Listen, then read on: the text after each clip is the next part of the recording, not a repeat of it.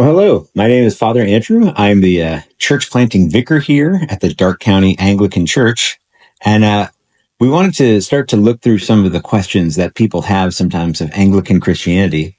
And so my goal really here today is to answer a question in a concise way that you could make general sense about what we're saying. Well, the first question that we had was, what is the role of Anglicanism in global missions? How has the Anglican Church contributed to the missionary efforts worldwide? Well, first off, Anglican missions have been very successful. And how do I know that? It's because there are more Anglicans outside the Western countries than inside the Western countries. So Anglicanism, of course, founded in England at the time of the Reformation, comes to the United States with the early folks who become eventually the 13 colonies and then the founding fathers. So Anglicanism travels to the U.S. and then also becomes a very stable and large religion here in the U.S. And then from both England and the U.S., Anglicanism went into the rest of the world as England went and opened up colonial outposts around the rest of the world. Now, that is controversial because there were times where British colonialism brought some helps into people's lives, farming techniques that made land productive, maybe improved infrastructure.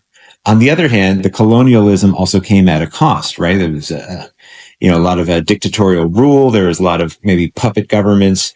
And there were times where the Anglican Church was somewhat complicit in that.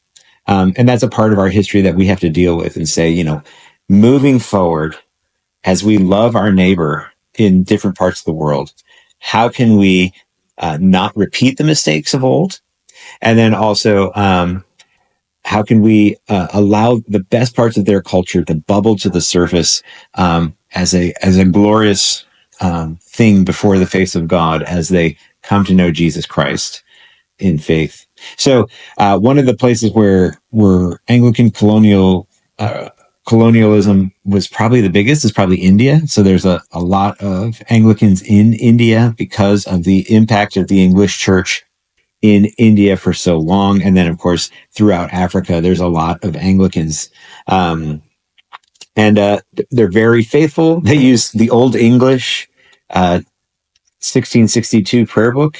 And so they're not as worried about the modern English issue as maybe modern English Anglicans are. And then one more place where Anglicanism is really having a bit of a moment is in Australia. And interestingly about Australia, it's a very low church Anglicanism. A lot of guitar songs, very casual dress, probably not wearing a collar. Some of them don't even have a bishop. Instead of having a bishop, they have a president of the region. So it is Anglicanism, but hang on to Anglicanism by its pinky. Well, I hope that gives a little bit of thought about Anglican missions around the world. Just to recap, the religion of Anglican Christianity goes around the world with the English colonial system, and it had some pros and it had some cons. And we need to just be honest about those seasons in the life of the church so that we can do the work of justice and restoring what was lost. Well, God bless you today, and I hope to talk to you soon.